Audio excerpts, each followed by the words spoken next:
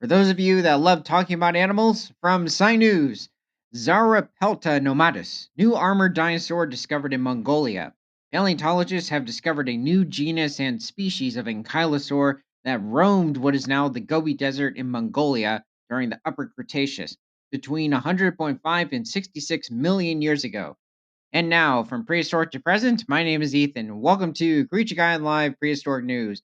And let's dive right back into the prehistoric news of the day. Well, this is not very specific, considering that is over 44 million years of Cretaceous or Mesozoic era that we have no idea in which this animal roamed. And I do not recall a single genus of dinosaur that existed for over 44 million years. Different families of dinosaurs. Now, let's see.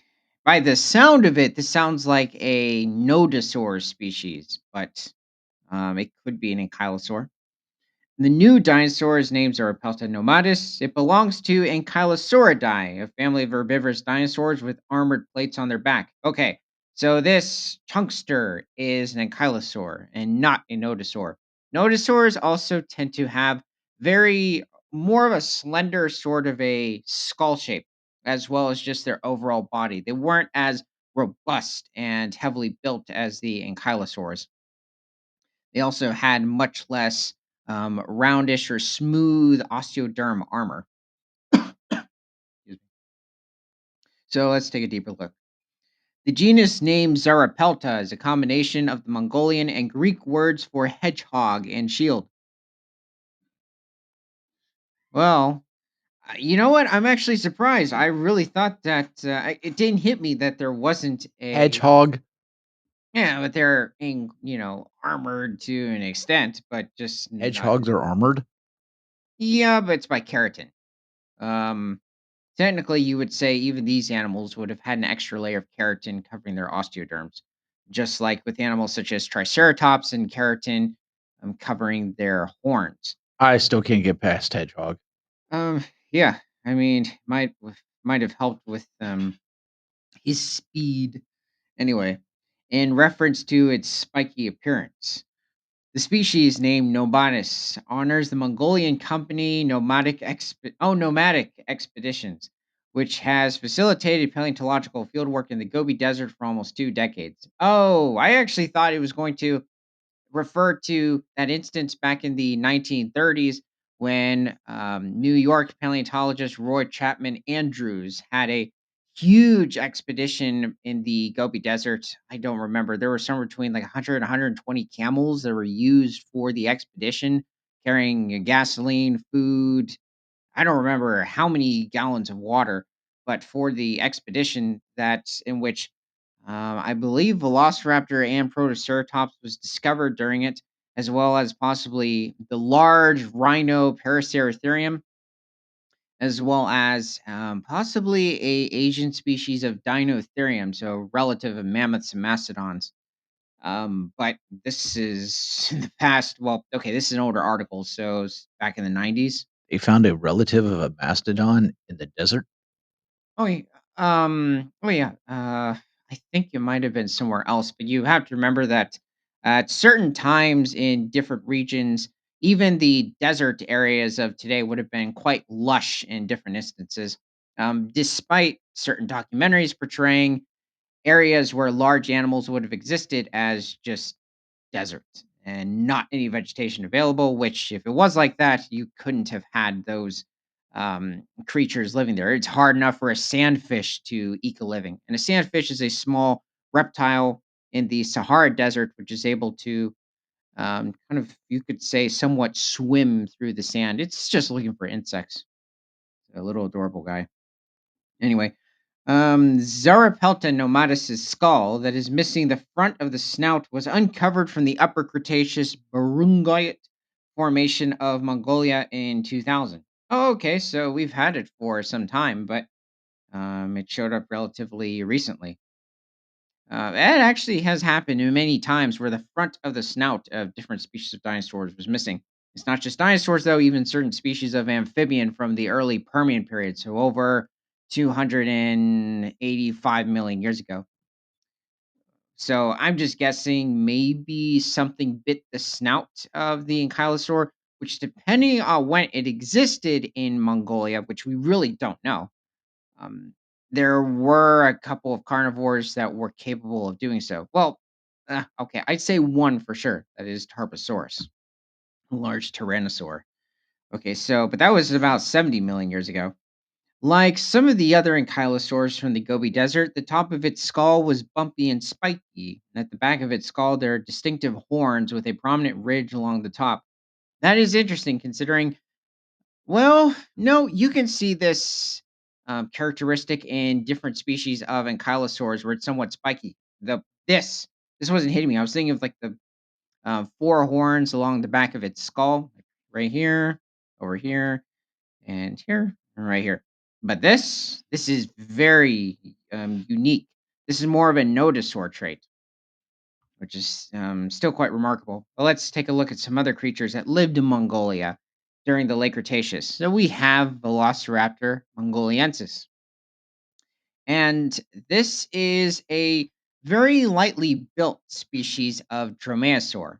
And also, when referring to the dromaeosaur family or the raptors, they first evolved somewhere around 139 million years ago during the early Cretaceous.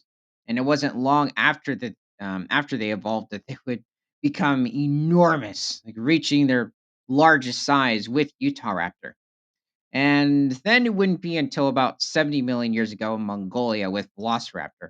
Now, Jurassic Park makes it out like Velociraptor was living in Montana with T Rex because they make it out like in the beginning of the movie that it's being discovered in the Hell Creek Formation, despite the skeleton looking nothing like a velociraptor. In fact, any dinosaur that I can recall.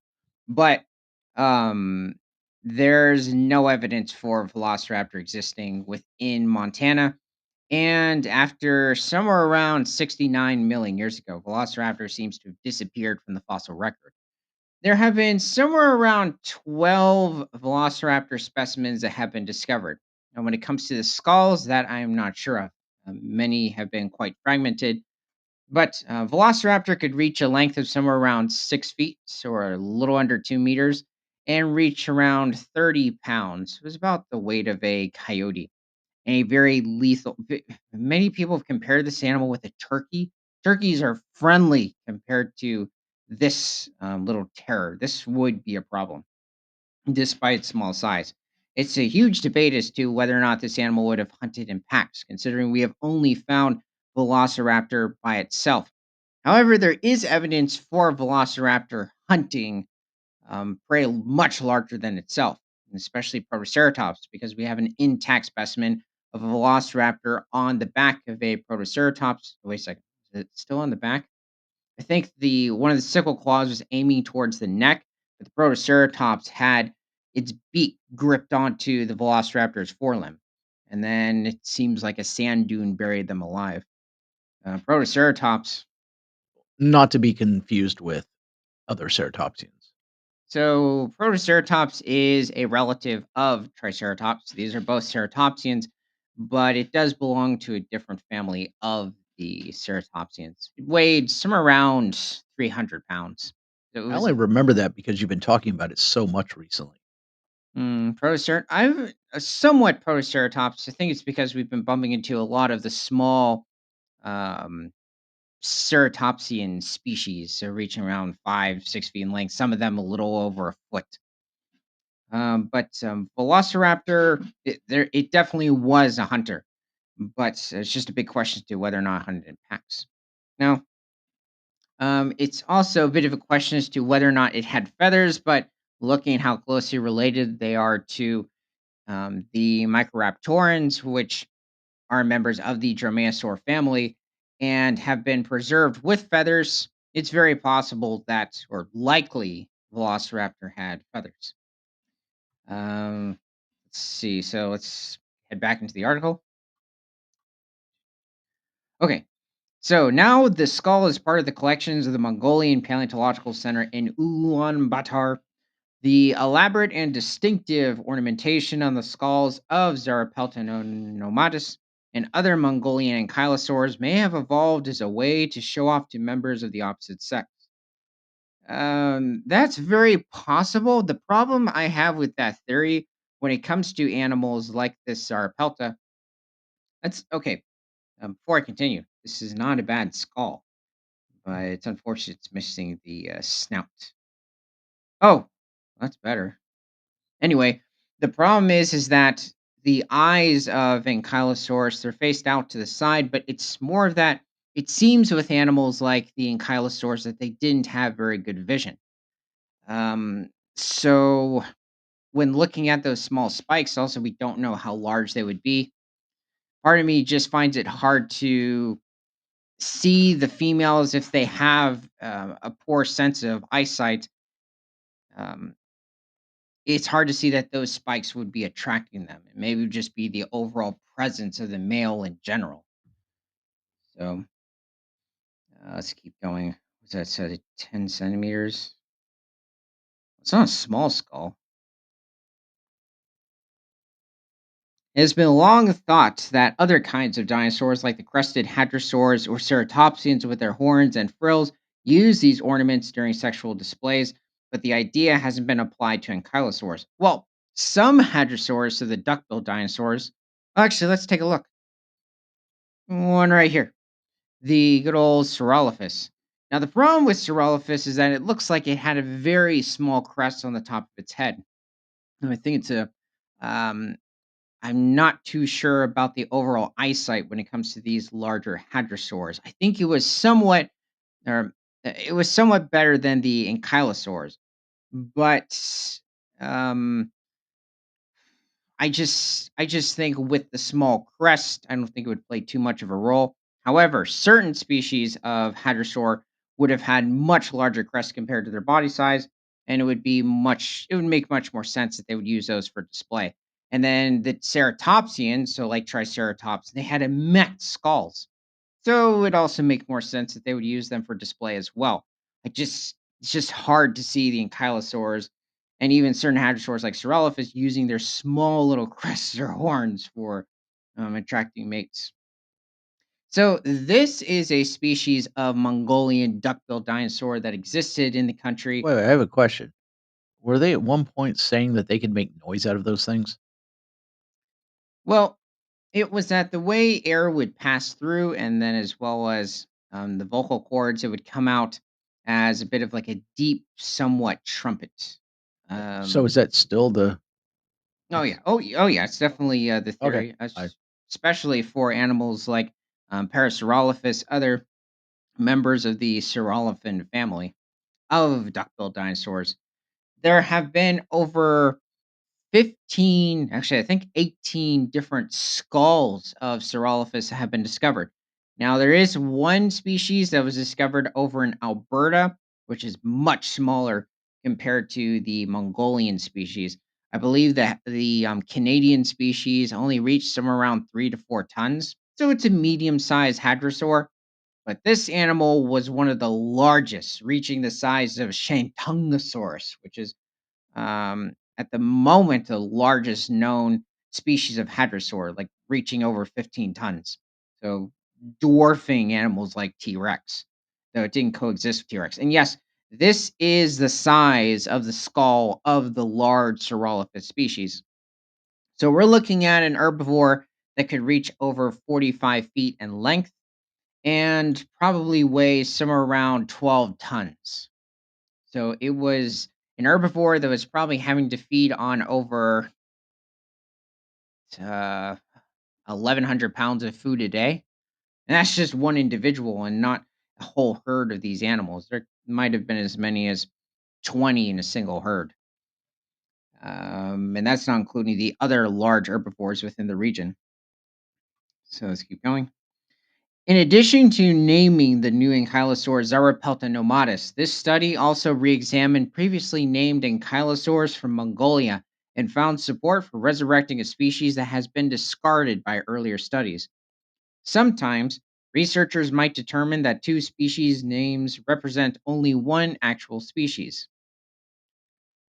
Yes, that actually happens quite a bit, especially what we still experience in the Pachycephalosaur lineage of dinosaurs. But it's not just them; it also occurs in different um, Carnosaur, or no, well, them too, but Coelurosaur lineages. What I mean by that is especially the Tyrannosaurs. It's like the thing that has come out in the past month and a half is that Nanotyrannus is now its own distinct theropod. There's now evidence it's official. Nanotyrannus is its own species of Tyrannosaur. The truth is, we have known this for years. I'd say pushing 2 decades. So when this came out, I thought that all these different news outlets, because the whole paleo community was uh, putting it out there, but I thought maybe we found another dueling Montana dinosaur specimen, which I think is a Nanotyrannus with a young Triceratops, like locked in some sort of a battle, different from the Velociraptor and Protoceratops. But no, it was just no, no, no. We just have proof. What that? uh, That's I That's a letdown. yeah. I was very much um Dismayed. yeah, I was, yeah, vexed, dismayed. It was really just unfortunate. Anyway, nothing's changed. So let's keep going. Um, let's see. So sometimes researchers, okay, in which case the name that was created first has priority. This was the case for an ankylosaur called Tarkia kaleni, which was eventually thought to be the same kind of ankylosaur as Tarkia giganteane. I haven't looked into that with Tarkia.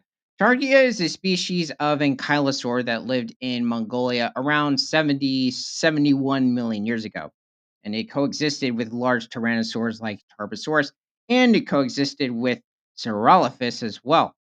Now, Tarkia could reach a length of probably around 22 feet, but still weighed somewhere around 2 tons, possibly a bit heavier.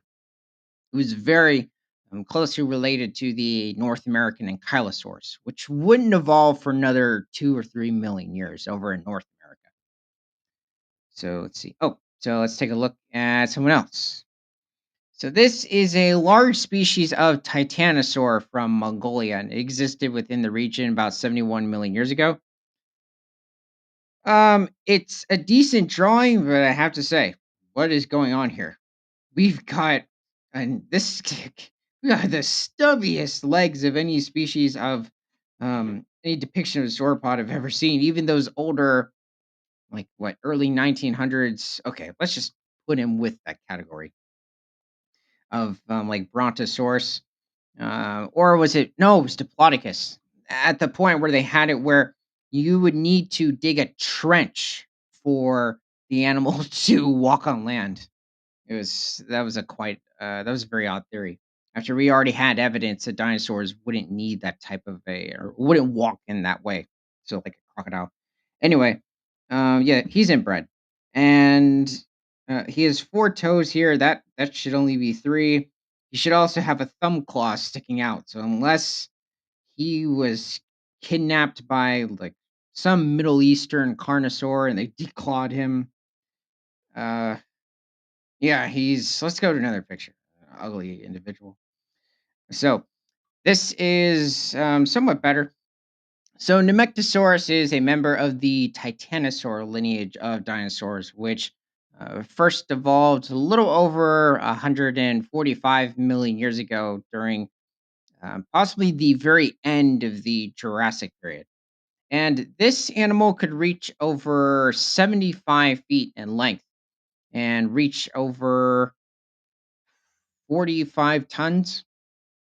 So it was, when it comes to weight, a medium-sized species of Titanosaur, but it was one of the longer individuals. Also, when referring to the Mongolian region, you probably had herds of 15 to 20 of these animals roaming a certain area, as well as coexisting with the duckbill dinosaurs. Let's see. Why is it that one of them has the osteoderms on its neck and the next one doesn't? It's a bit of a debate when it comes to different species of Titanosaur. It looks like it would have been more likely with animals like, or sauropods that are members of the Diplodocid family, such as Diplodocus, that would have had these distinct osteoderms running along the back of their neck, um, back and most of their tail.